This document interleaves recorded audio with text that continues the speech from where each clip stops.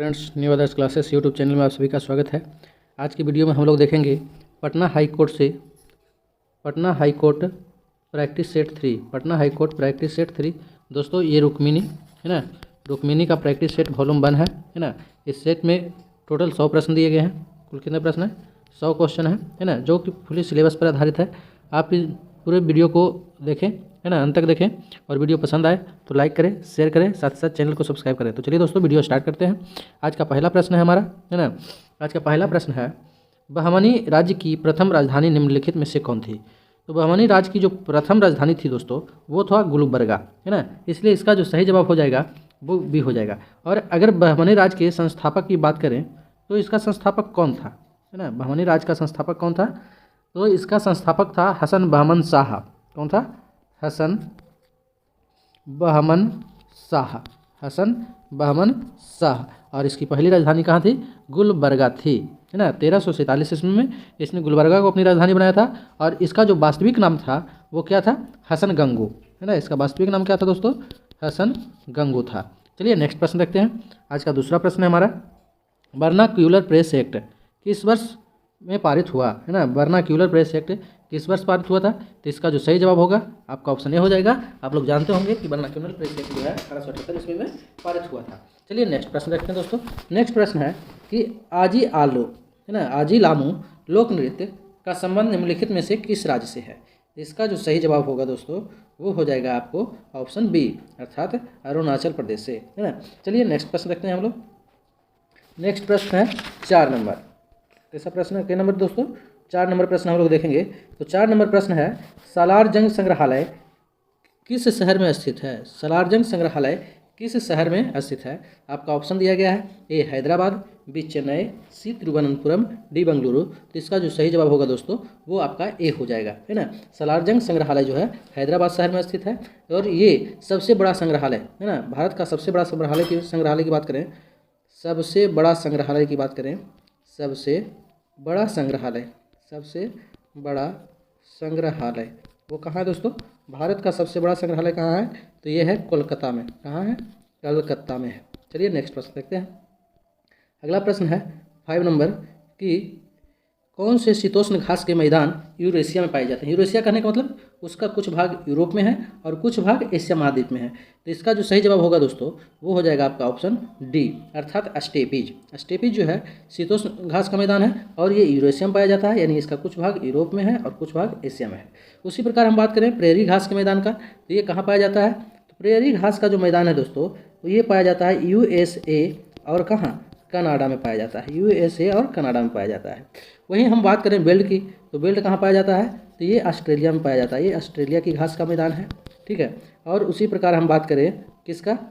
उसी प्रकार हम बात करें ये आपका बेल्ट जो है दोस्तों ये ऑस्ट्रेलिया में नहीं है बल्कि दक्षिण अफ्रीका में है। बेल्ट कहाँ है? दक्षिण अफ्रीका में है ना। और ऑस्ट्रेलिया में क्या है? तो वो डाउन्स है ना। ऑस्ट्रेलिया में क्या है? तो डाउन्स है, ऑस्ट्रेलिया में है ना।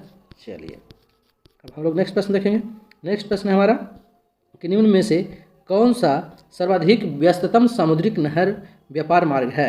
आपका ऑप्शन दिया गया है, ए में कील नहर है, बी है स्वेज नहर, सी है सू नहर और डी है पनामा नहर। तो इसका जो सही जवाब होगा दोस्तों वो हो जाएगा आपका ऑप्शन ए, अर्थात कील नहर। कील नहर जो है सबसे व्यस्ततम सामुद्रिक नहर है और ये व्यापार मार्ग भी है। तो चलिए नेक्स्ट प्रश्न देखते हैं। अगर वहीं पे हम बात करें कि कील नहर किसको किसको जोड़ता है, तो कील नहर जो है दोस्तों ये जोड़ता है उत्तरी सागर है ना, नॉर्थ सी को जोड़ता है और किसको जोड़ता है?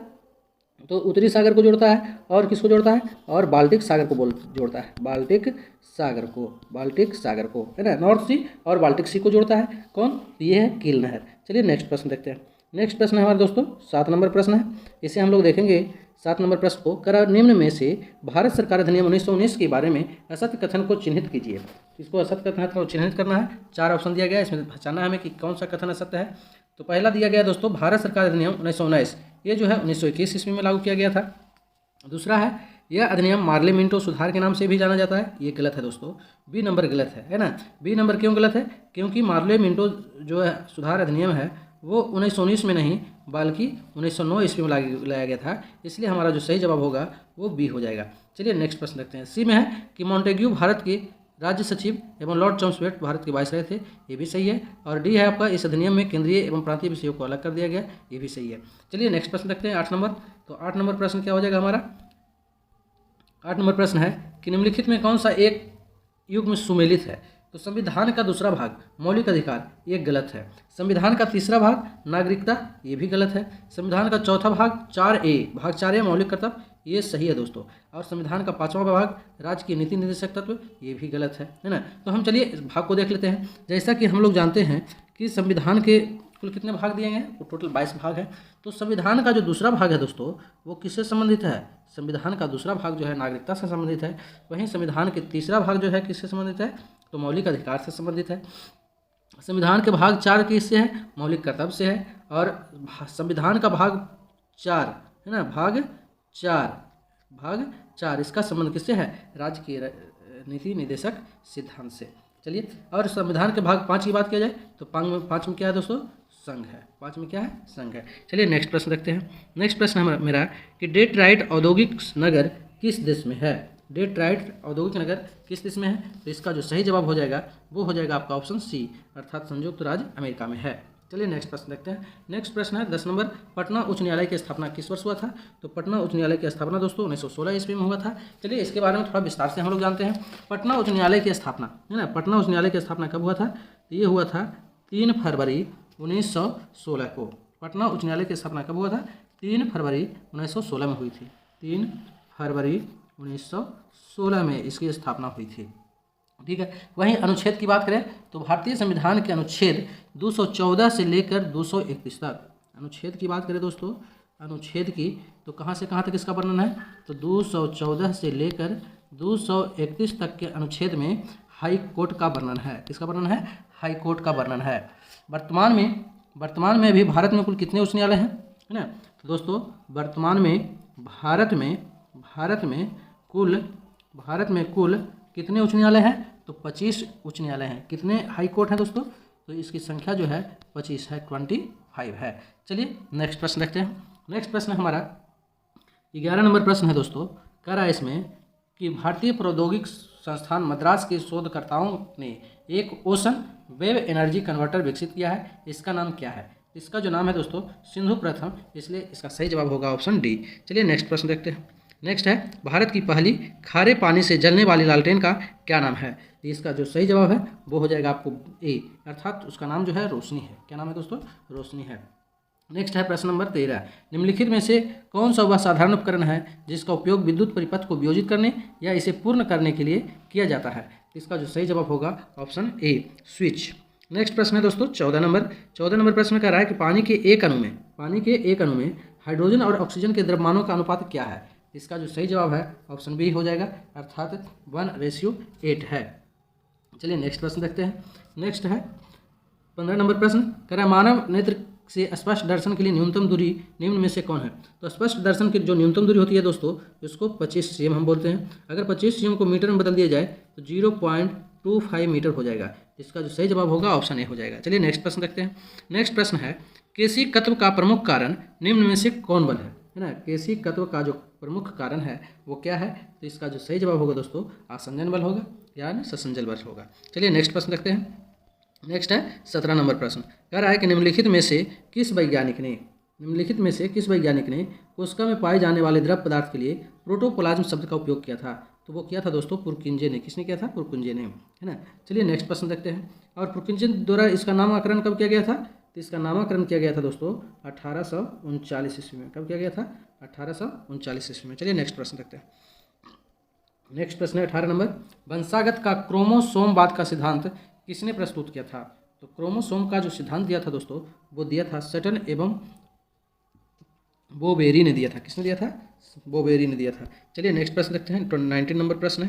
अब इसमें कह रहा है कि निम्नांकित में से कौन सा एक स्वपोषी घटक नहीं है? ऑप्शन है हरे पौधा, नील हरित शैवाल, अपघटक, प्रकाश संश्लेषी। तो इसमें जो देख रहे हैं दोस्तों ये और ये सभी जो है प्रकाश स्वपोषी घटक है, जबकि अपघटक की बात करें तो ये जो है स्वपोषी नहीं है, इसलिए इसका सही जवाब होगा क्या? सी हो जाएगा। चलिए नेक्स्ट प्रश्न देखते हैं। 20 नंबर प्रश्न है, वह पुस्तक जिसमें सभी लुप्त प्राय जानवरों और पौधों का रिकॉर्ड रखा जाता है उसे खाली स्थान कहते हैं। तो जिसमें सभी लुप्त प्राय जानवर और पौधों का रिकॉर्ड रखा जाता है उसे रेड डाटा बुक कहते हैं। चलिए नेक्स्ट प्रश्न देखते हैं दोस्तों। नेक्स्ट प्रश्न है हमारा कि निम्न में से क्या मिट्टी को उपजाऊ बनाता है। तो मिट्टी को उपजाऊ क्या बनाता है, आपका ऑप्शन है ना, मिट्टी में लवण का उच्च स्तर, खनिजों और कार्बनिक पदार्थों का सही मिश्रण, खनिजों और अकार्बनिक पदार्थों का सही मिश्रण, मिट्टी में अम्लीय पदार्थों की अधिकता। इसका जो सही जवाब होगा दोस्तों ऑप्शन बी हो जाएगा। 22 नंबर प्रश्न हम लोग देखें, बिहार में लोकसभा सीटों की संख्या कितनी है। तो ये है दोस्तों 40। बिहार में लोकसभा सीटों की संख्या कितना है, 40 है, इसलिए इसका जो सही जवाब होगा ऑप्शन बी हो जाएगा। चलिए इसके बारे में अब हम लोग थोड़ा विस्तार से देखते हैं। जहाँ तक कि बिहार सभा में लोकसभा सीटों की संख्या है, वही अगर हम बात करें राज्यसभा सीटों की संख्या, हमने देखा कि लोकसभा में सीटों की संख्या कितना है, तो 40 है। उसी प्रकार राज्यसभा में सीटों की संख्या कितना हो जाएगा, तो दोस्तों राज्यसभा में सीटों की संख्या 16 है। बिहार से राज्यसभा सीटों की संख्या कितना है, 16 है, जबकि लोकसभा में सीटों की संख्या कहाँ है, कितना है, 40 है। ठीक है, प्रारंभ में दोस्तों है ना 2000 ईस्वी में इसमें कितने सीट थी लोकसभा के, तो कुल 54 सीटें थी, कुल 54 सीटें थी। लेकिन जब झारखंड राज्य अलग हुआ तो इसमें कुल कितने सीट रह गया, 40 सीट रह गया। चलिए उसी प्रकार हम देखते हैं कि विधान परिषद में है ना, किसमें, विधान परिषद में कुल सीटों की संख्या कितना है। तो विधान परिषद में दोस्तों बात करें हम तो सीटों की संख्या कितना है, 75 है। विधानसभा में सीटों की संख्या कितना है दोस्तों, 75 है। विधानसभा में सदस्यों की संख्या कितना है, 243। बिहार विधानसभा में कहें तो कितना है, 243 है। चलिए नेक्स्ट प्रश्न हम लोग देखते हैं। नेक्स्ट प्रश्न हमारा, बिहार में पाइराइट खाली स्थान में पाया जाता है। बिहार में पाइराइट जो है पाया जाता है, तो पाइराइट कहाँ पाया जाता है, वो आपको मिलेगा रोहतास जिला में, है ना, इसलिए इसका सही जवाब है सी। नेक्स्ट है 24 नंबर दोस्तों, विश्व बाल श्रम निषेध दिवस कब मनाया जाता है। तो इसका जो सही जवाब हो जाएगा आपका ऑप्शन बी हो जाएगा। कह रहा है दोस्तों कि विश्व बाल श्रम निषेध दिवस वर्ष 2022 का थीम है ना, इसका थीम जो है 2022 में इसका जो थीम था है ना, क्या था, वो था universal social protection to end child labour, है ना। चलिए नेक्स्ट प्रश्न देखते हैं। नेक्स्ट प्रश्न हो जाएगा 25 नंबर, 64वें ग्रैमी पुरस्कारों में डिवाइन टाइट्स के लिए बेस्ट न्यू एज एल्बम श्रेणी में किस भारतीय ने अवार्ड जीता है। तो इसका जो सही जवाब है दोस्तों वो हो जाएगा आपका ऑप्शन सी, अर्थात रिकी केज ने जीता है ना। चलिए ग्रैमी पुरस्कार 1958 में स्थापित किया गया था। ठीक है, ग्रैमी पुरस्कार कब से, तो 1958 से। कब से दोस्तों, तो 1958 में स्थापित किया गया था। और प्रथम बार 1958 के लिए कलाकारों को 1959 में दिया गया था। यह पुरस्कार संगीत के क्षेत्र में दिया जाता है ना। ग्रैमी पुरस्कार किस क्षेत्र में दिया जाता है दोस्तों, तो संगीत के क्षेत्र में दिया जाता है। किस क्षेत्र में दिया जाता है, संगीत के क्षेत्र में। कब से स्थापित हुआ, 1958 में। और कब से दिया जा रहा है, तो 1959 से दिया जा रहा है। किस वर्ष से दिया जा रहा है, 1959 से। चलिए नेक्स्ट प्रश्न देखते हैं। अब दोस्तों ये जीके जीएस का प्रश्न जो है समाप्त हो गया। अब यहाँ से रीजनिंग और मैथ का प्रश्न शुरू होता है। और प्रश्न संख्या 26 से लेकर प्रश्न संख्या 50 तक का जो क्वेश्चन है दोस्तों वो रीजनिंग का और मैथ का है। आप 26 नंबर प्रश्न पढ़ें, इसमें 2 कथन दिया गया है और उसके बाद निष्कर्ष दिया गया है। और आपको बताना है कि इसका सही जवाब क्या होगा। तो मैं आपको बता दूं कि इसका सही जवाब क्या है, आप लोग इसको चाहें तो हल करके देख सकते हैं। तो इसका जो सही जवाब होगा दोस्तों 26 नंबर प्रश्न का जो सही जवाब होगा वो हो जाएगा आपका ऑप्शन बी हो जाएगा, है ना। केवल निष्कर्ष 2 अनुसरण करता है। चलिए नेक्स्ट प्रश्न 27 नंबर देखते हैं। 27 नंबर प्रश्न है कि अगर एक कोट भाषा में मदर को इतना लिखा जाता है ना, तो इसमें आप देखेंगे कि अल्टरनेट लिख दिया, ओ को एम से पलट दिया है, एच को टी से पलट दिया है और ई को आर से पलट दिया है। तो उसी प्रकार थर्ड को जब पलटेंगे आप तो इसका जो सही जवाब हो जाएगा वो हो जाएगा आपका ऑप्शन ए। चलिए नेक्स्ट प्रश्न देखते हैं। नेक्स्ट प्रश्न है हमारा 28 नंबर। कह रहा है एक सौर बाई 2 स्टेशन है जो एक दूसरे से 280 किलोमीटर की दूरी पर स्थित है। एक निश्चित समय पर एक्स से एक ट्रेन 60 किलोमीटर प्रति घंटा की चाल से और बाई की ओर से बाई की ओर चलती है। 2 घंटे बाद एक दूसरी ट्रेन बाई से एक्स की ओर 20 किलोमीटर प्रति घंटे की चाल से चलती है। कितने घंटों के बाद एक्स से चली ट्रेन बाई से चली ट्रेन से मिलेगी। तो दोस्तों कहता है कि 2 गो ट्रेन है ना, एक्स और बाई 2 गो स्टेशन है। तो चलिए मान लीजिए कि ये एक्स है और ये बाई है। इन दोनों के बीच की दूरी कितना है, 280 किलोमीटर है। कितना है दोस्तों, 280 किलोमीटर है। कहता है एक निश्चित समय पर एक्स से एक ट्रेन 60 किलोमीटर प्रति घंटे की चाल से चलती है, बाई की ओर चलती है। 2 घंटे बाद एक दूसरी, चूँकि इधर से एक ट्रेन चलती है 60 किलोमीटर प्रति घंटा से, और कितना देर चलती है 2 घंटा। तो 60 दूनी कितना हो जाएगा दोस्तों 120 किलोमीटर पहले से चल चुका है, क्या हो गया 120 किलोमीटर पहले चल गया है। अब जो है बाई की ओर से एक ट्रेन चलेगी 2 घंटे बाद, शेष कितना बच गया है 120 किलोमीटर ये चल गया है, टोटल दूरी 280, इसको से इसको माइनस करेंगे तो हो जाएगा कितना 160 किलोमीटर। शेष डिस्टेंस कितना बच जाएगा 160 किलोमीटर शेष बच जाएगा। अब जो है 2 घंटे बाद दोनों ट्रेन एक तो 60 के स्पीड से चल रही है और दूसरा ट्रेन कितने के स्पीड से चल रही है दोस्तों, तो दूसरी ट्रेन जो है 20 किलोमीटर प्रति की चाल से चल रही है। अब चूंकि दोनों एक दूसरे के अपोजिट में चल रही है तो 60 20 कितना हो जाएगा 80 किलोमीटर, तो 2 घंटा टाइम और लगेगा है ना। तो कहता है कितने घंटों के बाद एक से चली ट्रेन 22 से चली ट्रेन से मिलेगी। तो 2 घंटा तो चूंकि पहले चल चुका है और 2 घंटा और लगेगा, तो कुल मिला के कुल कितना घंटा हो जाएगा दोस्तों, तो 4 घंटा हो जाएगा। इसलिए इसका सही जवाब जो होगा क्या हो जाएगा बी हो जाएगा। चलिए नेक्स्ट प्रश्न देखते हैं। नेक्स्ट प्रश्न में है सेम वही कथन और निष्कर्ष का रीजनिंग है, आप लोग इसको हल करेंगे तो आप लोग पाएंगे कि इसका जो सही जवाब होगा वो हो जाएगा आपका ऑप्शन ए, है ना। क्या हो जाएगा ए हो जाएगा। चलिए नेक्स्ट प्रश्न देखते हैं। नेक्स्ट है 30 नंबर प्रश्न दोस्तों, है ना। कह रहा है 2 धनात्मक संख्याओं का योग 65 है, उनके गुणनफल का वर्गमूल कितना है 56 है। 2 धनात्मक संख्या है उसको जोड़ेंगे, उसको योगफल कितना होगा 65 होगा, और उनका गुणनफल का वर्गमूल है ना कितना है, तो वर्गमूल 26 है। गुणनफल का वर्गमूल 26 है, अगर स्क्वायर कर देंगे है ना तो स्क्वायर से रूट हट जाएगा, तो 2 संख्याओं का गुणनफल 26 का स्क्वायर करेंगे तो 576 हो जाएगा। 2 संख्याओं का योग 65 है और उनका गुणनफल कितना है 676 है। तो आप लोग इसको हल करेंगे, a + b के स्क्वायर पर तोड़ेंगे, हल हो जाएगा। चलिए हम लोग नेक्स्ट प्रश्न देखते हैं। इसका जो सही जवाब है दोस्तों वो हो जाएगा आपका क्या, तो सी हो जाएगा। आप लोग हल करेंगे तो इसका मान जो है आ जाएगा। चलिए नेक्स्ट 31 नंबर प्रश्न है। 31 नंबर प्रश्न को हम लोग हल करके देखते हैं, है ना। तो 31 नंबर प्रश्न में दोस्तों क्या दिया गया है 3/5 है। 3/5 को हल करेंगे आप तो आप पाएंगे कि 0.6 है, कितना आ जाएगा 0.6। दूसरा है 7/9, 7/9 को हल करेंगे तो क्या हो जाएगा 9 × 72, 0.7 है ना। और उसी प्रकार 11/13 है, 11/13 को हल करेंगे तो 13 × 17 से, 13 × 8 14 से, है ना, 13 × 8 14 से 0.8। तो इसको हल करेंगे तो क्या होगा, अवरोही क्रम में लिखना है तो पहले ये हो जाएगा 11/13, फिर क्या हो जाएगा 7/9, फिर 3/5। इसको हल करेंगे तो इसका जो सही जवाब आएगा आपका ऑप्शन सी हो जाएगा। इसका सही जवाब क्या हो जाएगा सी हो जाएगा, 31 का सी हो जाएगा। चलिए नेक्स्ट प्रश्न देखते हैं। अब कह रहा है किसी संख्या के 40% का, किसी संख्या है, मान लो कि कोई संख्या x है, उसका क्या है 40%, तो 40% लिख दिया 40/100। फिर कह रहा है उसका 16% गुना 16/100 कर देंगे, गुना क्या कर देंगे 16/100। अब कह रहा है कितना है बराबर 8 है, तो आप दे देंगे बराबर 8 और इसको हल करेंगे तो आप लोग पाएंगे कि इसका जो सही जवाब हो जाएगा वो हो जाएगा क्या ए 125 हो जाएगा। चलिए नेक्स्ट प्रश्न 33 नंबर प्रश्न हम लोग देखते हैं। कह रहा है एक वर्गाकार आंगन को पक्का कराने के लिए जिसकी प्रत्येक भुजा 40 मीटर है, एक वर्गाकार आंगन है जिसकी प्रत्येक भुजा 40 मीटर है, 1080 ईंटें लगी, यदि ईंटों का भाव 54 रुपये प्रति हज़ार है तो एक ईंट का क्षेत्रफल क्या होगा। तो दोस्तों इसको आप लोग हल करेंगे तो आप लोग को पता होगा कि आपका ऑप्शन क्या हो जाएगा बी। मैं यहाँ हल नहीं कर पाऊँगा दोस्तों, क्योंकि ये जो मैं वीडियो बना रहा हूँ वो मोबाइल में बना रहा हूँ, है ना, और जानते हैं कि मोबाइल में हर प्रश्न को हल करना संभव नहीं है, है ना। चलिए नेक्स्ट प्रश्न देखते हैं। नेक्स्ट प्रश्न है यदि प्लस का अर्थ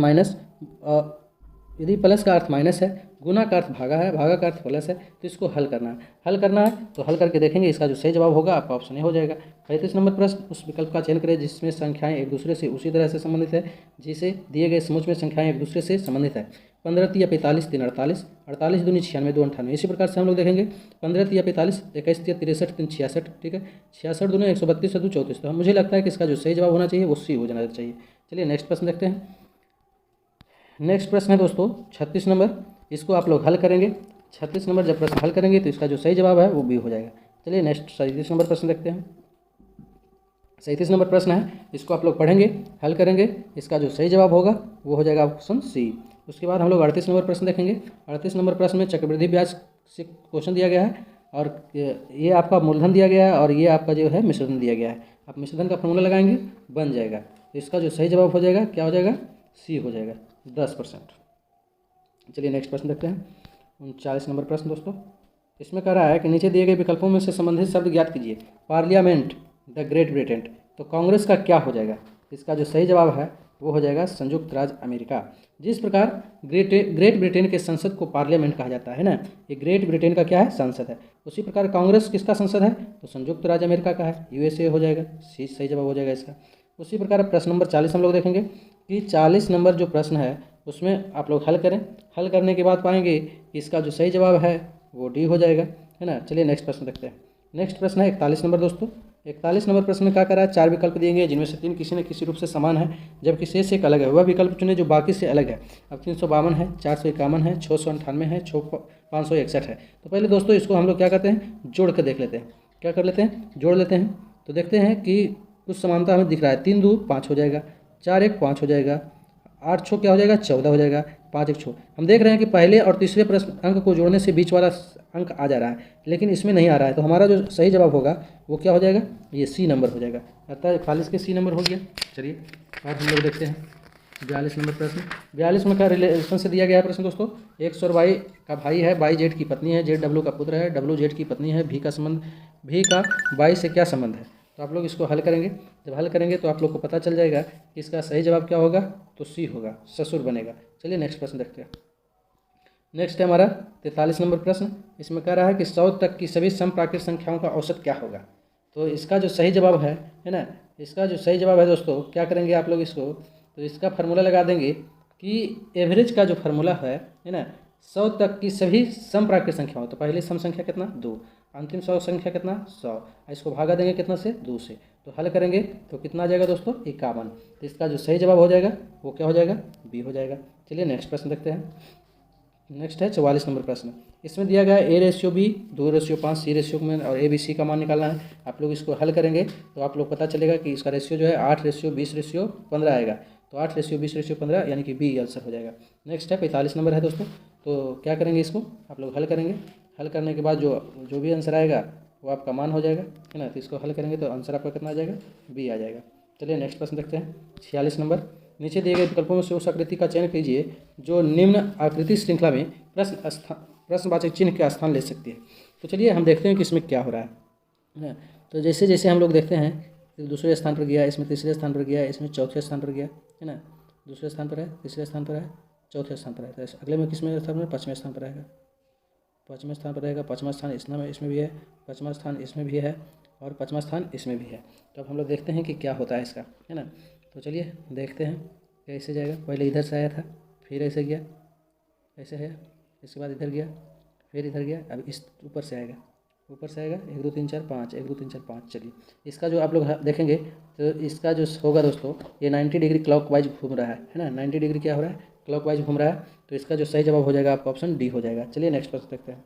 47 नंबर प्रश्न है, उस विकल्प का चयन कीजिए करें जो सही रूप से रिक्त स्थानों की पूर्ति करते हुए श्रृंखला को पूरा करें, है ना। तो इसको आप लोग हल करेंगे, है ना। क्या करेंगे, तो देखिए जैसे 13 131 है तो ये क्या है, 11 का घन है। फिर 121 है तो ये क्या हो जाएगा, 11 का स्क्वायर हो जाएगा। और वैसे ही 2197 क्या है, तो ये 13 का क्यूब है। 169 तो क्या हो जाएगा, 13 का स्क्वायर हो जाएगा। उसी प्रकार 3375 क्या हो जाएगा, 15 का क्यूब है ना। तो वहीं पे ये क्या हो जाएगा, 15 का स्क्वायर हो जाएगा, है ना। तो 15 का स्क्वायर कितना हो जाएगा, 225। कितना हो जाएगा दोस्तों, 225 हो जाएगा। तो इस प्रकार देखेंगे कि इसका जो सही जवाब होगा ऑप्शन क्या हो जाएगा, सी हो जाएगा। चलिए नेक्स्ट प्रश्न हम लोग देखते हैं। नेक्स्ट प्रश्न है 48 नंबर। कह रहा है कि 48 नंबर प्रश्न में क्या कह रहा है दोस्तों, कि एक त्रिभुज का आधार इतना दिया है, आधार और इतना कितना डिग्री है, तो त्रिभुज का शीर्षलंब कितना है। 48 नंबर प्रश्न को आप लोग हल करेंगे, है ना। इस प्रकार से पहले त्रिभुज बना लेंगे आप लोग। कह रहा है कि आधार का मान कितना है, 12√3, ये हो जाएगा आपका 12√3। दो अन्य कोण का मान दिया है 60 डिग्री और इसका मान कितना दिया है 30 डिग्री। ई कोण का मान कितना हो जाएगा, 90 डिग्री हो जाएगा। अब आप लोग इसको शीर्षलंब निकालना है, आप लोग निकाल सकते हैं, है ना। त्रिभुज के क्षेत्र निकाल के बना लेंगे। इसका जो सही जवाब होगा वो क्या हो जाएगा, बी हो जाएगा, 9C। चलिए नेक्स्ट प्रश्न देखते हैं 49 नंबर। निम्नलिखित पैटर्न को पूरा करने के लिए सही विकल्प का चयन कीजिए। तो सही विकल्प का चयन करना है दोस्तों। तो सबसे पहले हम जानते हैं कि इसको में क्या हो जाएगा, नहीं तो ऐसे ही बना देंगे आप लोग। यहाँ से इसको मिला देंगे, ठीक है। यहाँ से क्या करेंगे, इसको मिला देंगे और यहाँ से इसको मिला देंगे, है ना। तो चलिए देखते हैं क्या है, किसमें है। यही सी हो जाएगा दोस्तों, क्या हो जाएगा, सी हो जाएगा। सॉरी, सी नहीं होगा ना, बी हो जाएगा आपका। क्या हो जाएगा, बी हो जाएगा। सी नहीं होगा, बी होगा। चलिए इसलिए इसका सही जवाब क्या हो जाएगा, बी हो जाएगा। चलिए नेक्स्ट प्रश्न देखते हैं। 50 है, अक्षरों के उस संयोजन का चयन करें जिसे जब भी दी गई श्रृंखला रिक्त स्थानों को क्रम से रखा जाए तो श्रृंखला पूर्ण हो, है ना। तो कैसे इसको पूर्ण करेंगे, तो 5 है, 6 है, ठीक है। 5 10, इसको हल करेंगे दोस्तों। इसको जब आप लोग हल करेंगे तो देखेंगे क्या हो जाएगा, तो इसका जो सही जवाब होगा वो आपका आ जाएगा ऑप्शन डी। क्या आ जाएगा? डी आ जाएगा। अब चलिए हम लोग देखते हैं, ये मैथ रीजनिंग का क्वेश्चन समाप्त हो गया।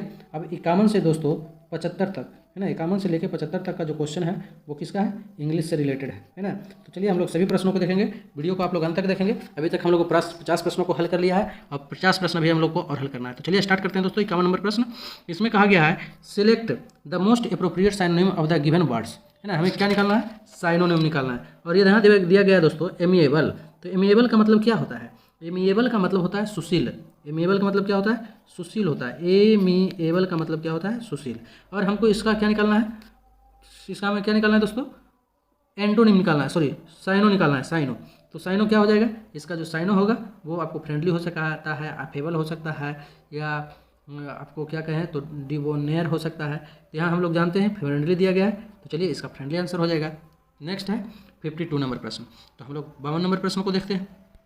52 नंबर प्रश्न को देखते हैं। Select the option that can be used as a one word substitution for the given word of group of word.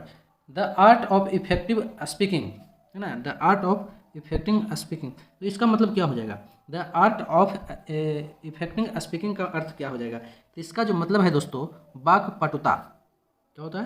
वाक्पटुता, वाक्पटुता, वाक्पटुता, है ना। क्या होता है? वाक्पटुता होता है। और इसको हम लोग हल करेंगे, है ना, तो क्या करेंगे? इलोक्यूशन, इलोक्यूशन कहेंगे। क्या कहेंगे? इलोक्यूशन, इलोक्यूशन। तो इसका सही जवाब हो जाएगा क्या? ऑप्शन सी हो जाएगा।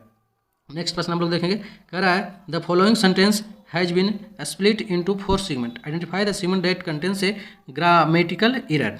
दिया गया what do you think who stole the painting from the museum, है ना। कहता है 4 गो नीचे दिया गया है, हमें बताना है कि किसमें से जो है एरर है, किसमें गलती है। तो चलिए हम लोग बताते हैं किसमें गलती है। Who do you think, who do you think, ये सेंटेंस ठीक नहीं बैठ रहा है दोस्तों। हु डू यू थिंक, है ना, यहाँ हु डू यू थिंक ना होकर क्या होना चाहिए? व्हाट डू यू थिंक होना चाहिए। क्या होना चाहिए? तो इस प्रकार हम लोग देखेंगे कि इसका जो सही जवाब है डी हो जाएगा। नेक्स्ट प्रश्न देखते हैं दोस्तों। 54 नंबर कराया निम्नलिखित select the most appropriate option that can substitute the bold segment in the given sentence. If here is no need to substitute it, select no substitution required. If she like the scenery she will paint it, है ना। तो ये जो है दोस्तों आपको bold word दिया गया है, इसे ही हम लोग हमें क्या करना है? सब्सटीट्यूट करना है। तो चलिए देखते हैं क्या होगा। एक में दिया गया इफ सी हैड लाइक्ड, है ना, if she had liked, if she is liking, if she like, no substitution required. तो इसका जो होगा दोस्तों, है ना, इसका जो होगा वो आपको हो जाएगा डी। क्या हो जाएगा? D, no substitution required. चलिए नेक्स्ट प्रश्न देखते हैं। 55 नंबर अगला प्रश्न है दोस्तों। 55 number select the appropriate antonym, हमें पहचानना है। क्या पहचानना है? एंटोनिम। और डेनी का, तो डेनी का मतलब क्या होता है? डेनी का मतलब होता है इनकार करना, DEN बाई। डेनी का मतलब क्या होता है? डेनी का मतलब होता है इनकार करना। डेनी का मतलब क्या होता है? इनकार करना। अब इसका एंटोनिम जब हम देखेंगे तो उसका अर्थ क्या होना चाहिए? सहमत होना, सहमत होना, है ना, एग्री होना। तो चलिए इसमें देखिए क्या होता है। एक्सेप्ट है, चेक है, प्रिवेंट है, ब्लॉक है। इसका जो सही जवाब होगा क्या हो जाएगा दोस्तों? एक्सेप्ट होगा। क्या होगा? एक्सेप्ट होगा। चलिए नेक्स्ट प्रश्न देखते हैं। नेक्स्ट प्रश्न देखते हैं दोस्तों। 56 नंबर प्रश्न है। 56 नंबर में क्या कहता है? Select the most appropriate option to fill in the blanks. The man felt exhausted after climbing a blank है of stairs, flight, heap, pack, fleet. इसका सही जवाब क्या होगा? इसका जो सही होगा flight of stairs, flight of stars, है ना। यहाँ पे क्या हो जाएगा? ए हो जाएगा। और इसका अर्थ क्या होता है? हम अर्थ की बात करें तो सीढ़ियों के समूह अथवा कई सीढ़ियों के लिए, है ना। फ्लाइट का मतलब होता है क्या? FLIGHT। फ्लाइट मीन्स होता है सीढ़ियों का समूह, सीढ़ियों का समूह। क्या होता है दोस्तों? सीढ़ियों का समूह होता है। चलिए नेक्स्ट प्रश्न देखते हैं।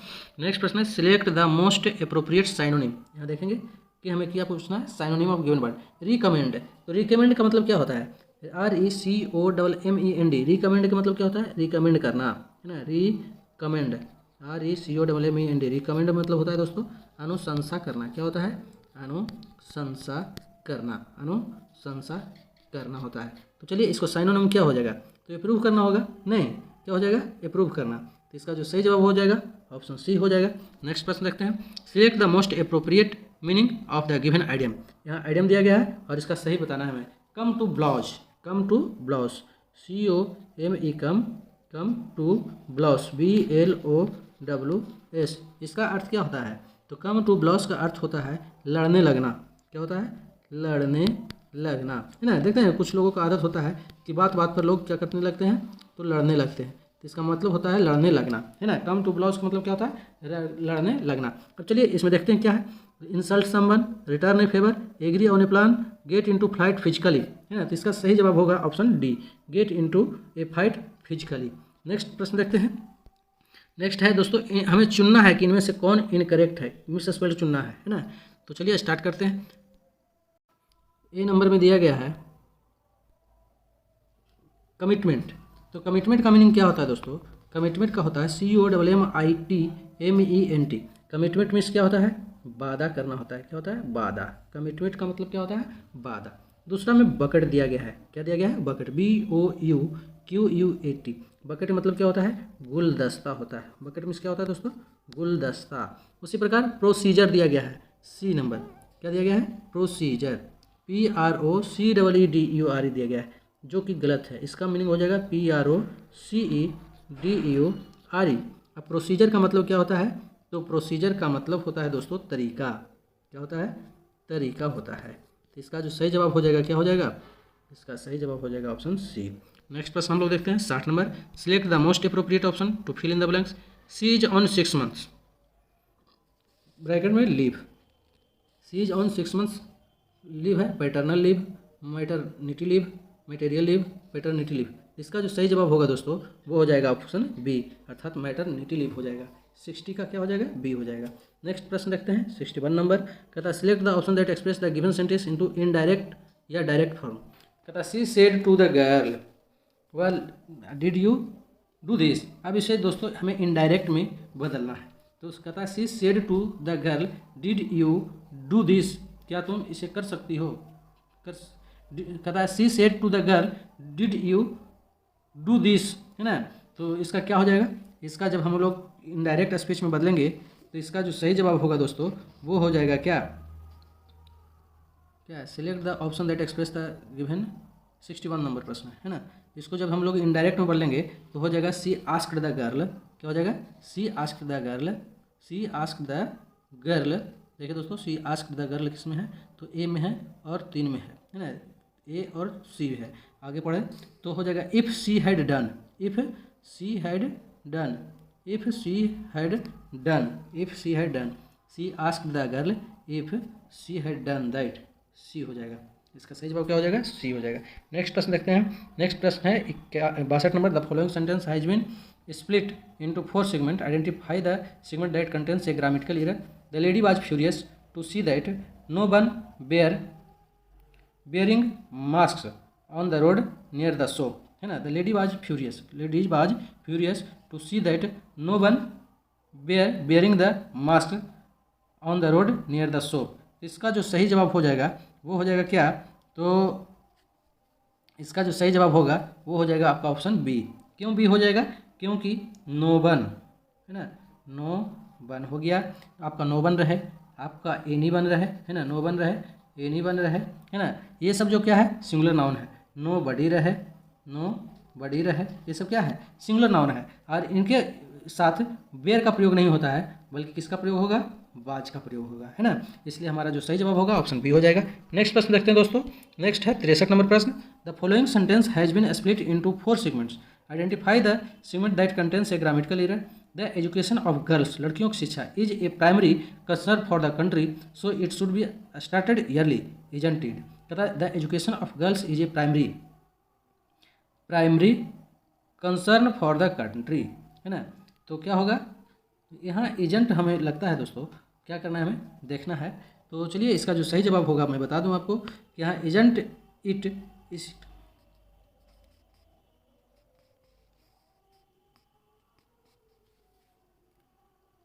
है ना।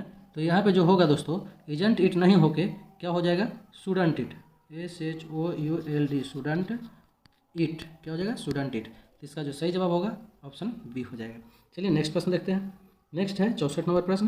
कह रहा है select the most appropriate meaning of the given idiom big books. दिया गया है दोस्तों, फ्रेज दिया गया है बिग बक्स, BUCKS। बिग बक्स मतलब क्या होता है? तो बिग बक्स का मतलब होता है दोस्तों क्या होता है? बड़ी राशि। क्या होता है? बड़ी राशि।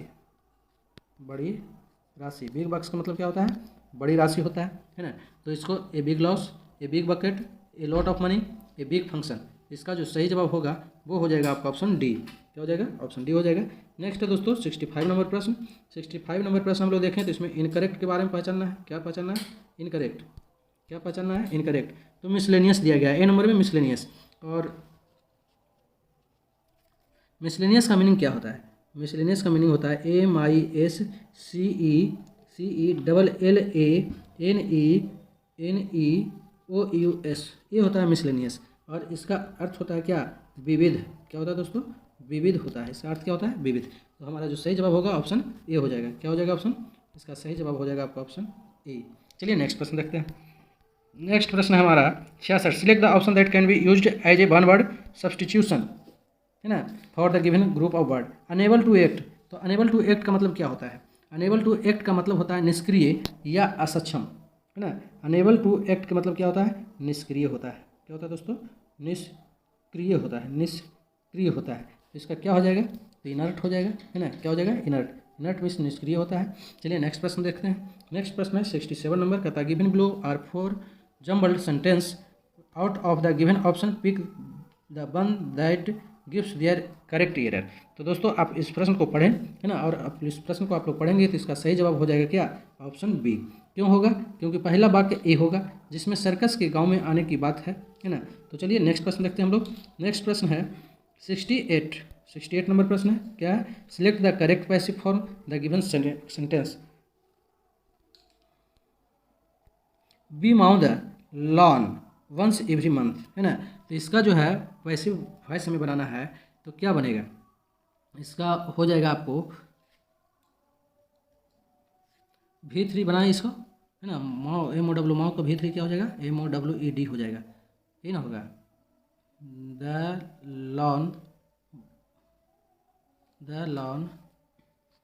लॉन इसका सही जवाब होगा ऑप्शन क्या? सी हो जाएगा।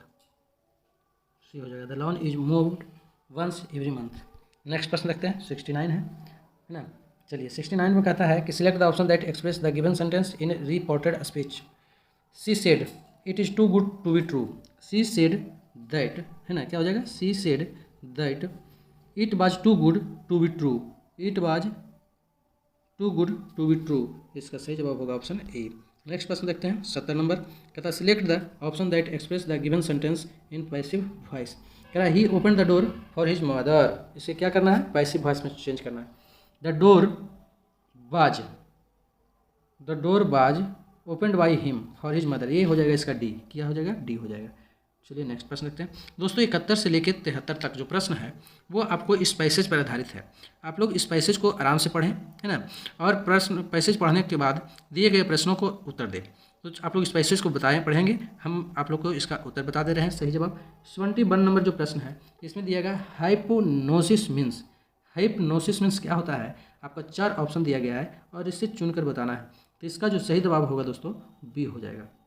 क्या हो जाएगा? बी हो जाएगा। और हिप्नोसिस की बात करें तो हिप्नोसिस का मतलब क्या होता है? हिप्नोसिस का मतलब होता है सम्मोहन। क्या होता है? सम्मोहन होता है। चलिए नेक्स्ट प्रश्न देखते हैं 72 नंबर। 72 नंबर में है nobody is laughing at hypotherapy now because they are. इसका जो प्रश्न जवाब होगा दोस्तों, इसका जवाब क्या हो जाएगा? सी हो जाएगा, टेकिंग इट सीरियसली। 73 नंबर प्रश्न है, इसका जो सही जवाब होगा वो भी क्या हो जाएगा? बी हो जाएगा। क्या हो जाएगा आंसर? 73 का आंसर क्या हो जाएगा? बी हो जाएगा। मेक लाइफ ईजियर हो जाएगा, है ना। ये तीनों प्रश्न 71 to 73, कितना 71 to 73 तक जो प्रश्न है दोस्तों वो आप पैसेज की सहायता से बनाइएगा। चलिए नेक्स्ट प्रश्न हम देख लेते हैं। नेक्स्ट प्रश्न है in the following questions a sentence has been given in active या पैसिव वॉइस और the 4 alternative suggest select the one which best expresses the same sentence into passive और active voice. Ram was singing a beautiful song for his mother. इसमें हो जाएगा a beautiful song was being being song by Ram for his mother. तो मुझे लगता है दोस्तों कि इसका जो सही जवाब हो जाएगा वो यही ए हो जाएगा, है ना। नेक्स्ट प्रश्न देखते हैं। नेक्स्ट प्रश्न है 75 नंबर, है ना।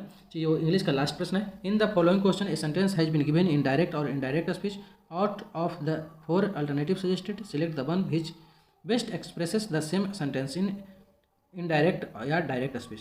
प्रिया advised me not to go to school the next day, है ना। Don't go to school next day, Priya said to me. कहता है Priya advise me not to go to school the next day. तो इसे हम लोग को जब चेंज करेंगे नेक्स्ट फॉर्म में, तो इसका जो सही जवाब होगा दोस्तों क्या हो जाएगा, don't go to school tomorrow, है ना। नेक्स्ट डे का टुमारो हो जाएगा प्रिया सेड टू मी। इसका यही हो जाएगा दोस्तों ऑप्शन नंबर बी। चलिए दोस्तों अब हम लोग 75 प्रश्न को कर लिया है। अब कितने प्रश्न बच गया, 25 प्रश्न शेष बच गए जो कि कंप्यूटर और हिंदी से रिलेटेड है। आप लोग वीडियो को अंत तक जरूर देखें, है ना। तो चलिए नेक्स्ट प्रश्न हम लोग शुरू करते हैं। नेक्स्ट प्रश्न है दोस्तों, दिए गए वाक्य का वह भाग ज्ञात करें जिसमें कोई त्रुटि हो। श्रम की साधना से ही राष्ट्र महान होती है। श्रम की साधना से ही राष्ट्र क्या होती है, महान होती है। तो इसमें क्या त्रुटि है दोस्तों, तो हम लोग जानते हैं कि राष्ट्र जो है शब्द है दोस्तों वो पुल्लिंग शब्द है। राष्ट्र कैसा शब्द है, पुल्लिंग शब्द है। अब पुल्लिंग शब्द के लिए होती नहीं, होता का प्रयोग होता है ना, इसलिए राष्ट्र महान होता है। हमारा जो सही जवाब हो जाएगा ऑप्शन बी हो जाएगा। चलिए नेक्स्ट प्रश्न देखते हैं 77 नंबर। छात्र छात्र शब्द युग्म का अर्थ होगा। एक छात्र का मतलब तो विद्यार्थी होता है ना। एक छात्र का मतलब क्या होगा, विद्यार्थी। और हमें देखना है कि दूसरे छात्र का मतलब क्या होता है। तो इसका जो सही शब्द है वो सी हो जाएगा, है ना। छात्र का मतलब विद्यार्थी और छात्र का मतलब क्या है, क्षत्रिय। नेक्स्ट है 78, समस्त का पर्यायवाची शब्द खोजिए। तो समस्त का मतलब संपूर्ण हो गया। 78 का जो प्रश्न है दोस्तों ये हो जाएगा। चलिए नेक्स्ट प्रश्न देखते हैं 79 नंबर। कहता वह लेखक के लिए किताब लाया। वह लेखक के लिए किताब लाया। इस वाक्य में के लिए का कारक बताएं। तो आप लोगों ने इसको पढ़ा होगा, कर्ता ने, कर्म को, करण से, संप्रदान काके की, ये सब आप लोग को पढ़ना पड़ेगा, है ना। तो इसका जो सही जवाब है दोस्तों ये है बी, है ना। संप्रदान के लिए अधिकरण में पर होता है, कर्ता ने, कर्म को होता है, संबोधन जानवे करते हैं, ये सब चीज़ है। नेक्स्ट है 80 नंबर प्रश्न। बीते समय में घटित क्रिया से किस काल का बोध होता है। तो बीते समय से घटित क्रिया के लिए विभूत काल का बोध होता है दोस्तों, इसलिए इसका जो सही जवाब होगा बी हो जाएगा। नेक्स्ट है 81 नंबर प्रश्न। भात दाल में समास है। तो भात दाल में कौन सा समास है दोस्तों, तो द्वंद्व समास है। कौन समास है, द्वंद्व समास है। जिस समास में पूर्व पद और उत्तर पद दोनों ही प्रधान होता है उसे हम क्या कहते हैं, उसे हम द्वंद्व समास कहते हैं। और इनके बीच संयोजक शब्द का लोप होता है, ठीक है। नेक्स्ट प्रश्न जैसे हो गया पाप पुण्य, भाई बहन, रोटी सब्जी, है ना। नेक्स्ट प्रश्न देखते हैं हम लोग दोस्तों। नेक्स्ट प्रश्न है 82 नंबर। नेक्स्ट है 82 नंबर। इसमें कहता है कि निम्न में से कौन सा विस्मयादि बोधक अव्यय नहीं है ना। अरे, और, वाह, उप। इसका जो सही जवाब होगा क्या हो जाएगा, ऑप्शन बी हो जाएगा। नेक्स्ट है 83 नंबर प्रश्न। सही वर्तनी वाले शब्द का चयन करें। अद्वितीय, कहाँ है अद्वितीय, तो इसका जो सही जवाब होगा दोस्तों ऑप्शन डी हो जाएगा। क्या हो जाएगा, ऑप्शन डी। अद्वितीय कैसे लिखाएगा, तो ध्यान से देखेंगे आप लोग। ये आपका सही जवाब है ना। चलिए नेक्स्ट प्रश्न देखते हैं 84 नंबर। 84 नंबर प्रश्न है प्रत्येक। तो प्रति जोड़ एक, इसका सही जवाब क्या होगा, प्रति जोड़ एक। तो इसका जो सही जवाब है ऑप्शन ए हो जाएगा। नेक्स्ट है वाच्य कितने प्रकार के होते हैं। तो वाच्य कितने प्रकार के होते हैं दोस्तों, तो वाच्य 3 प्रकार के होते हैं। कितने प्रकार के होते हैं, 3 प्रकार के। अब कौन कौन होते हैं, तो नंबर 1 कर्तरी होता है, कर्तरी होता है। नंबर 2, है ना, नंबर 2 में क्या हो जाएगा, कर्मवाच्य हो जाएगा, कर्म हो जाएगा। नंबर 3 में क्या हो जाएगा, आपको भाववाच्य हो जाएगा, भाववाच्य हो जाएगा, है ना। चलिए नेक्स्ट प्रश्न देखते हैं 86 नंबर।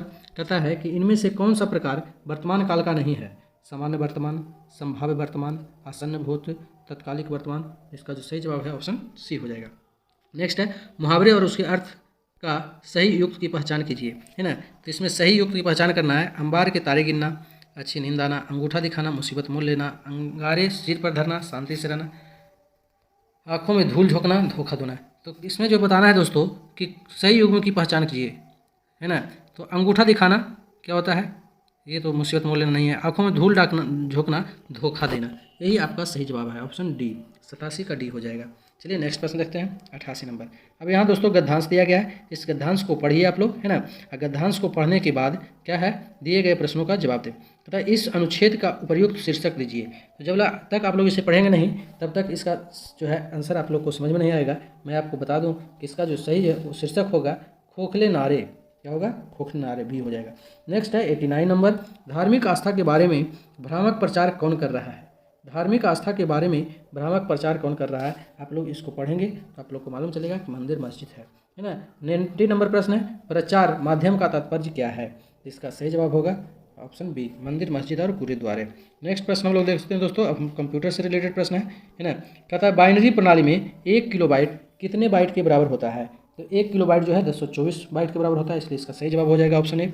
नेक्स्ट प्रश्न देखेंगे, स्पेलिंग चेक करने की शॉर्टकट की है, स्पेलिंग चेक करने की शॉर्टकट की क्या है? तो इसका जो सही जवाब है दोस्तों वो हो जाएगा आपको F7 अर्थात ए, है ना।